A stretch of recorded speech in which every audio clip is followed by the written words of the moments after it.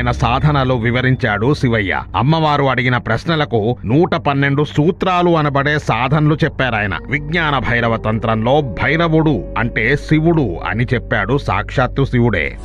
సరే, భైరవుడు అంటే కాన్షియస్నెస్, చైతన్యం. మరి కాలం అంటే మనసు, సమయం, విష్ణుమాయ, ఇంగ్లీష్ వారు అనే మేట్రిక్స్, జగన్నాటక సూత్రధారి లీల, ద్వైతం, ఇవన్నీ కాలమేనాన్న. నిజం అనిపించే భ్రమ ఈ కాలం. హోలోగ్రామ్ ఆట కాలం. సులువుగా కాలం అంటే ద్వంద్వాలు, వెలుగు నీడ, మంచి చెడు, ప్రేమ ద్వేషం, చిన్న పెద్ద, ఆడ మగ, ఇలా ఒకే నిజం రెండుగా కనిపించేలా చేసే మాయే కాలం లేదా మనసు. రెండు ఒకటే. బాబా, అటువంటి కాలం అవతల ఏముంటుందో తెలుసా? అద్వైతం అంటే రెండు లేనితనం, ఏకత్వం అంటే అంతా ఒకటే అయిన పరమాత్మ ఆ అవతల ఉంటాడు. కాలభైరవుడు అంటే కాలాన్ని, ద్వంద్వాలను, విష్ణుమాయను దాటి అవతలకు చేర్చే ఒక పవర్, వైబ్రేషనల్ ప్రెసెన్స్. ఆయన సాధన చేసి కాలభైరవ గురుదేవుల అనుగ్రహం పొందినవాడు కాలభైరవుడే అవుతాడు. కష్టాలు పర్మనెంట్ గా దాటి పరమాత్మే తాను అవుతాడు. జై కాలభైరవ. బాబా, కాలభైరవుడి గురించి అర్థం చేసుకోవాలంటే నువ్వు ఈ భూమి మీదకి ఎందుకు వచ్చావో కాస్త అర్థం చేసుకోవాలి. మనిషికి ఎప్పుడో ఒకప్పుడు ఈ మాయంటే, సుఖ దుఃఖాలంటే, రోజువారీ అవస్థలంటే విసుగు పుడుతుంది. ఇది ప్రతి ఆత్మకు జరిగి తీరాల్సిందే నాన్న, ఏదో ఒక సమయంలో. అలా జరిగినప్పుడు నువ్వు ఇవన్నీ వదిలేసి స్వేచ్ఛ కావాలి అని కోరుకుంటావు. అప్పుడు ఆ స్వేచ్ఛ కోసం ద్వంద్వం లేనివాడుగా మారే దిశలో నువ్వు సాధన మొదలు పెడతావు. అలా సాధన మొదలుపెట్టిన క్షణమే, ఆ దినమే నీ సగం పయనం పూర్తయినట్టు. ఎందుకంటే ప్రతిరోజు డబ్బు, బంధాల వెనుక పరిగెడుతూనే ఉంటాడు మనిషి. ఇవన్నీ ఇక వద్దు, స్వేచ్ఛే కావాలి, పరమాత్మనే నేనవ్వాలి అనే కోరిక పుట్టడానికి వందల వేల జన్మలు పడుతుందిరా. చాలా అరుదు. అలాంటి అరుదైన కోరిక ఎన్నో ఆత్మల్లో ఇప్పుడు పుట్టి వెలుగుతున్న సంగమ యుగం ఇది. నీ అదృష్ట యుగం. బాబా, అటువంటి కాంక్ష నీకు వచ్చింది అంటే నువ్వు సగం విజయం సాధించినట్టే. మిగిలిన సగంలో కాస్త నీ సాధన ఉంటే ఆ మిగిలింది గురువులు, యూనివర్సు యొక్క కరుణ, గ్రేస్ వల్ల జరిగిపోతుంది. అటువంటి సాధన మొదలు పెట్టగానే నువ్వు భైరవుడిగా మారడం మొదలవుతుంది. ప్యూర్ కాన్షియస్నెస్ వైపు పయనం స్టార్ట్ అవుతుంది. ఏ సాధకుడైనా అంతిమంగా భైరవుడవుతాడు. తన కాలాన్ని అంతం చేసుకున్న కాలాంతకుడు కాలభైరవుడవుతాడు. మాయ అనే మత్తు వదిలి జాగృతి అనే దివిటీని వెలిగించుకున్న శివయ్యే అవుతాడు.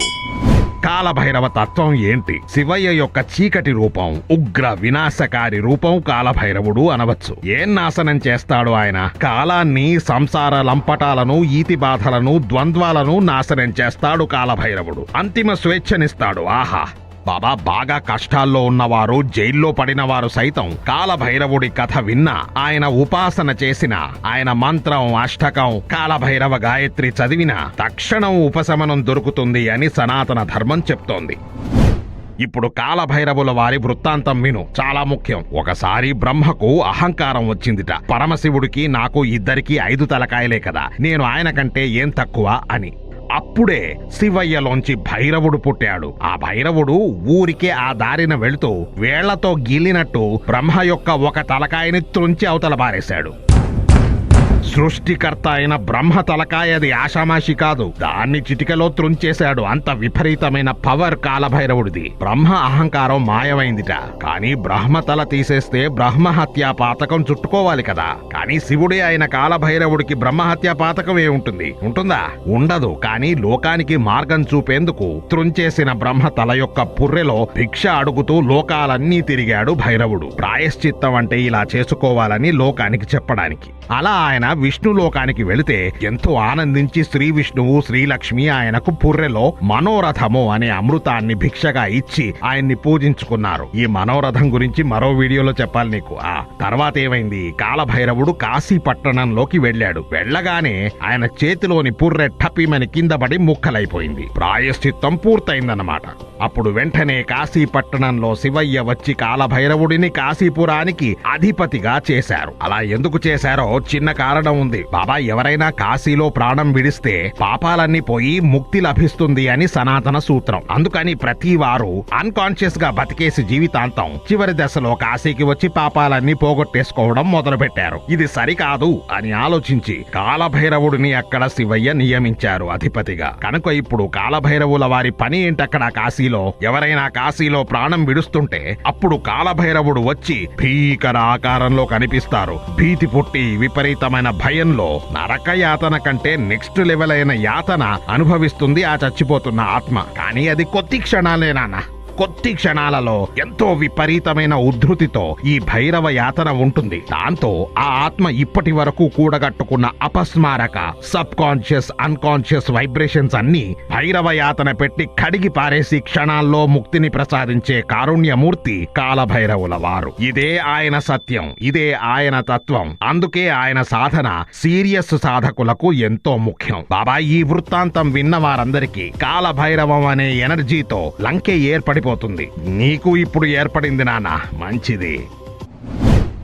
ఓ 3 ఆసక్తికరమైన విషయాలు విను. 1, కాలభైరవుడు క్షేత్రపాలకుడు, రక్ష, సెక్యూరిటీలు ఇచ్చే శక్తి ఆయన. ఎన్నో ప్రాచీన శివాలయాల్లో కాలభైరవుడు ద్వారం మీద, ద్వారం పక్కన కనిపిస్తూ ఉంటాడు. పెద్ద ఆయన దర్శనం కావాలంటే భైరవుల వారిని దాటుకొని లోపలికి వెళ్ళాలి. ఆ ఆలయానికి తాళం వేసినప్పుడు ఆ తాళం చెవి భైరవుడి వద్ద పెట్టి వెళ్లిపోతారు, ఇంటికి తీసుకెళ్లకుండా. ఆయన చూసుకుంటారు, మరేం భయం ఉండదు అక్కడ. 2, టైం స్పేస్ రెండిటికి అధిపతి కాలభైరవుడు. బాబా, ఇది అర్థం చేసుకో. నీకు నిద్ర జారుకునే వరకు టైం తెలుస్తూ ఉంటుంది. నువ్వు ఉన్న చోటు, చుట్టూ ఉన్న స్పేస్, జాగా నీకు తెలుస్తూ ఉంటుంది కదా. మరి నిద్రలోకి జారుకున్నాక ప్రతి రాత్రి నువ్వు శూన్యంలోకి అడుగు పెడుతుంటావు. కానీ ఈ శూన్యంలో ఉన్నట్టు నీకు తెలియదు, ఎందుకంటే నిద్రలో అపస్మారకంగా ఒక మూర్ఛ స్థితిలో ఉంటావు కనుక. అర్థమైందా బాబా? టైము స్పేస్ల అవతల ఉండే శూన్యానికి అనగా పూర్ణానికి నిన్ను చేర్చేవాడే కాలభైరవుడు. ఆ శూన్యమే శివుడు, అక్కడికి చేర్చేవాడు కాలభైరవుడు. కాలాన్ని దాటించి శివుడిలోకి నిన్ను చేర్చే ద్వారపాలకుడే కాలభైరవుడురా. అయితే ఇక్కడ ఒక ట్విస్ట్ ఉంది. ఎప్పుడైతే నువ్వు శూన్యంలోకి మూర్ఛలో అపస్మారకంగా కాకుండా మేల్కొని జాగృతితో ఎంటర్ అవుతావో అప్పుడు నువ్వు లైఫ్ ఎగ్జామ్ పాస్ అయిపోయినట్టు, జీవన ముక్తికి నువ్వు అర్హత పొందినట్టు. మరి బాబా, జాగృతితో శూన్యంలోకి వెళ్ళడం ఎలా అని అడగాలి.